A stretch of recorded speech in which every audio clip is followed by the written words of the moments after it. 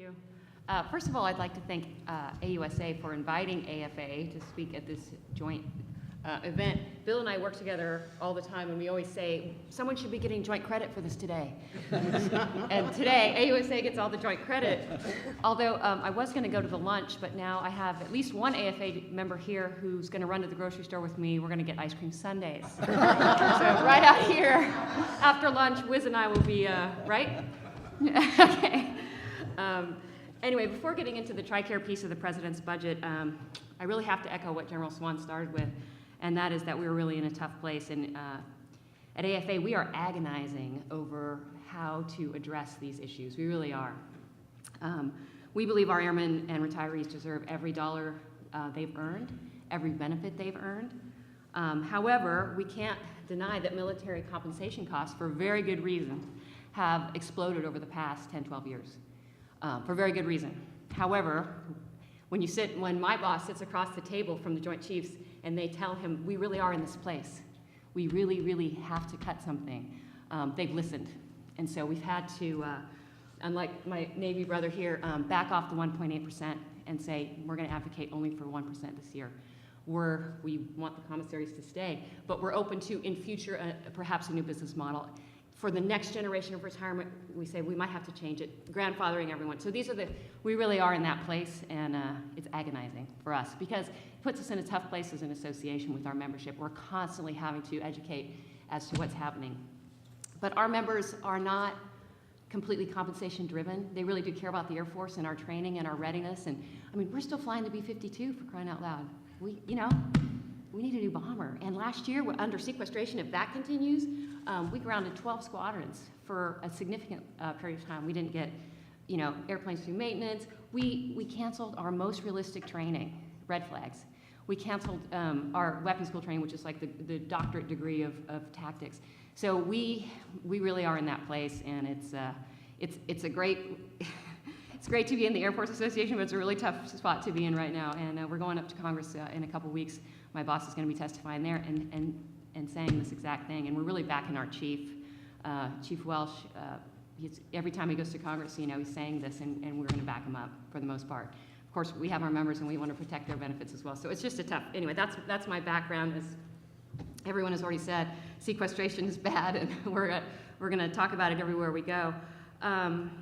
Let's see, the next thing I'd like to say before getting into the proposal is that this TRICARE piece of the budget, just like Anthony said, has almost no chance of passing. So I'm going to tell you it, and it's going to be scary, but I don't know, has anyone else heard anything else? No. Congress has been extremely resistant to any increases in only very small ones over the past year. They linked TRICARE fees to COLA a couple years ago, so every time it can only go up as much as your COLA does as a retiree. Pharmacy has gone up and is proposed to go up again. But I still think but they're not going to do a big sweeping change like this, at least not this year. I mean, I'm very confident in saying that. However, I think it's important, just like Eileen was saying about the commissary stuff, it's not going to happen this year, but it's really important to see how they're thinking. They're reaching for places to come up with savings. They're in such a tight spot. So that's why I think it's important to go over the high points and still say, okay, so next year, maybe this didn't fly, but they might be working on another angle of TRICARE savings in healthcare. So, as Anthony said, their proposal this year is to simplify and modernize the TRICARE system. And I'm a TRICARE user. I would love it if it was simpler and more modern, but that's kind of code words for they really need to cut costs, as we've been saying. So they have proposed, instead of TRICARE Prime, Standard, Extra, one TRICARE, you're either in or out. Out in the civilian world, there's going to be a network. Providers are either in that network or out. If you choose to go to provider, your cost will be more than it is now, but only a certain amount. If you go out, it's going to be very expensive. So that's their simplifying that they're saying. And they think that consolidation alone would save a lot of money because you wouldn't be enrolling and disenrolling every time you move, right? Every time, what is that? And and if your provider changes, they wouldn't have to enroll and disenroll. It's kind of more set, is what they're saying. The other good thing about, we're going to hit the good things and then we're going to tell you the bad, is that there wouldn't be authorizations required. When you want to go to a specialist or someone off base they're in the network, you can just go and pay your copay, which is something, but at least you wouldn't have to, you know, get all those authorizations and get referral and all that. And they think that that would help with preventive care, that we would, preventive care, more access to preventive care. So I'm like, well, I have this issue, but I might wait a while because I don't want to go through the process. Instead, you can kind of lead turn some of those things. And that's really all the benefit. They sell that as greater choice and greater flexibility, but it's going to cost more money. And this is the sticking point is, so now we all know the priority, well, maybe we don't, but the priorities on base, right, is active duty, and nothing will change with that. No one's proposing that active duty pay anything for their health care. On base, they're the #1 priority. Off base, it's taken care of if you needed to do that. So that's not going to change. But under this proposal, families of active duty would have to pay if they went off base than when they're paying now. And at the on-base facilities now, the priority is active duty families with prime, retirees and their families with prime, and then we start going down the list. Well, under the new proposal, it would be active duty, and then everyone else in the same tier. So that may be a little more competition if you wanted to go on base where you wouldn't have to pay. So that might bother you, and you might go, you know what, I'd rather pay more and go off base, but you will be paying more. And it's not a lot in the initial proposal, but we know how those things can snowball pretty quickly. Let's see. So the other thing, retirees. This is really a sticking point for our members.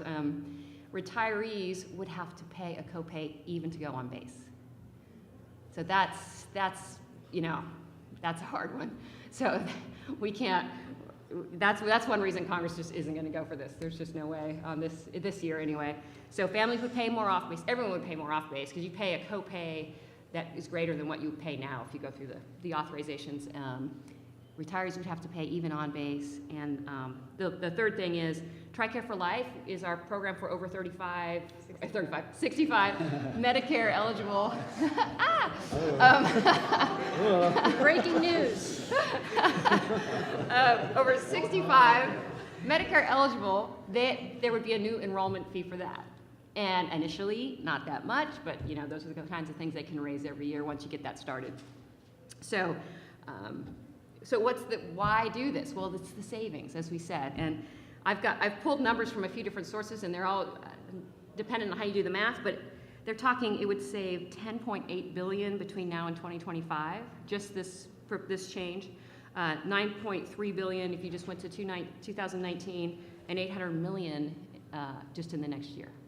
So it's a huge savings, which I've already said, I've stepped out on a limb and said they're not going to get. So where are they going to get this? This is the president's proposal. Oh, actually, we're not going to give you that part. Where's that money going to come from? And then I go back to the budget crunch and sequestration and readiness and flying hours and, you know, the mission. And so that's where we're at. We're concerned about that mission and our folks being ready and able and trained and equipped to do the mission.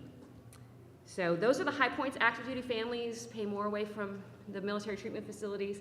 Retirees would have to pay even on base. TRICARE for lifers, enrollment fee, and where are you going to get that savings if we don't do this? So anyway.